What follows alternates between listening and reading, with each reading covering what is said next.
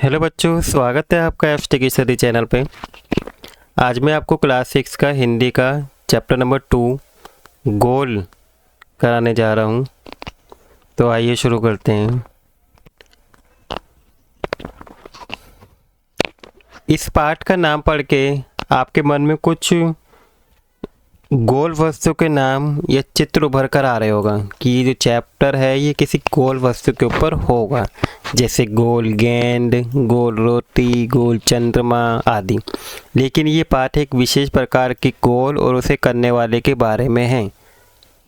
ये पाठ एक प्रसिद्ध खिलाड़ी के स्मरण का अंश है। जो ये कहानी है ये खिलाड़ी के यादगार का पाठ है। आइए इस चैप्टर को फिर हम क्या करते हैं, पढ़ते हैं और देखते हैं कि ये किस प्रसिद्ध खिलाड़ी की कहानी है। जैसे कि हम सब जानते हैं कि खेल के मैदान में धक्का मुक्की और नोक-झोंक की घटनाएं होती रहती हैं। जैसे हम कोई गेम खेलते हैं तो धक्का मुक्की तो होती है और खेल में ये सब चलता ही है। जिन दिनों हम खेला करते थे उन दिनों भी ये सब चलता था। धक्का मुक्की, नोक झोंक, कभी कभार आपस में भी आप क्या हो जाती है, बहस हो जाती है। तो ये हर गेम में होता है। तो ये सन 1933 की बात है। उन दिनों में जब रेजिमेंट मतलब कि जो राइटर्स हैं वो रेजिमेंट की ओर से खेला करते थे। किसकी तरफ से खेलते थे वो? पंजाब रेजिमेंट की ओर से। ठीक है, मैं इसको हाईलाइट कर देता हूँ।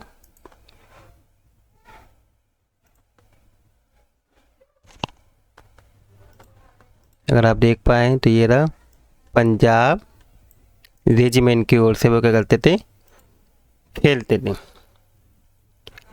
एक दिन पंजाब रेजिमेंट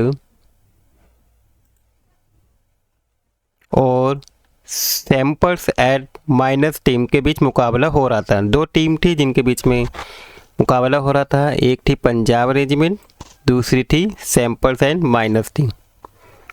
माइनस टीम के खिलाड़ी मुझसे गेंद छीनने की कोशिश करते, लेकिन उनकी हर कोशिश क्या हो जाती थी, बेकार हो जाती थी। इतने में खिलाड़ी ने गुस्से में आकर हॉकी स्टिक मेरे सिर पर मार दी। मुझे मैदान से बाहर ले जाया गया। थोड़ी देर बाद मैं पट्टी बांधकर फिर मैदान में आ पहुंचा। आते ही मैंने उस खिलाड़ी की पीठ पर हाथ रखकर कहा, तुम चिंता मत करो, इसका बदला मैं ज़रूर लूँगा। ये उन्होंने बोला। मेरे इतने कहते ही वह खिलाड़ी क्या हो गया, घबरा गया। अब हर समय मुझे ही देखता रहता है कि मैं कब उसके सिर पर हॉकी स्टिक मारने वाला हूँ। मैंने एक के बाद एक झटपट 6 गोल क्या कर दिए, उन्होंने कर दिए। खेल ख़त्म होने के बाद मैंने फिर उस खिलाड़ी की पीठ थपथपाई और कहा, दोस्त, खेल में इतना गुस्सा अच्छा नहीं है। मैंने तो अपना बदला ले ही लिया है। अगर तो मुझे हॉकी नहीं मारते तो शायद तो मैं 2 ही गोल से हराता। वह खिलाड़ी सचमुच बड़ा शर्मिंदा हुआ। तो देखा आपने मेरा बदला लेने का ढंग, किस तरीके से उसने बदला लिया। सच मानो, बुरा काम करने वाला आदमी हर समय इस बात से डरता है कि उसके साथ भी कोई बुराई की जाएगी। हर बुरा व्यक्ति यही सोचता है कि अगर मैंने कोई बुरा काम किया है तो मेरे साथ भी कोई व्यक्ति बुरा काम करेगा। आज मैं जहाँ भी जाता हूँ बच्चे व बूढ़े मुझे घेर लेते हैं और मुझे से मेरी सफलता का राज जानना चाहते हैं। मेरे पास सफलता का कोई गुरु मंत्र तो नहीं है। हर किसी से यही कहता है कि लगन, साधना और खेल भावना ही सफलता का सबसे बड़ा मंत्र है। मेरा जन्म 1904 में प्रयाग में एक साधारण परिवार में हुआ था।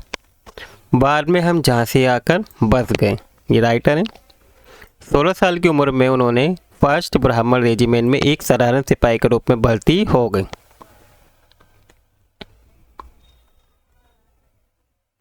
ठीक है।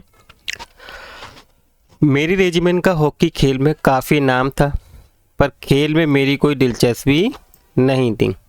हॉकी में उनका नाम, लेकिन इसमें कोई इनका इंटरेस्ट ही नहीं था। उस समय हमारे रेजिमेंट के सूबेदार मेजर तिवारी जी थे। वे बार बार मुझे हॉकी खेलने के लिए कहते थे।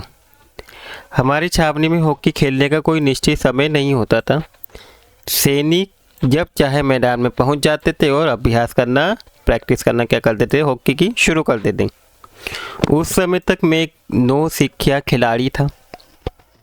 जैसे जैसे मेरे खेल में निखार आता गया वैसे वैसे मुझे तरक्की भी मिलती गई और सन 1936 में बर्लिन ओलंपिक में मुझे कप्तान भी बनाया गया।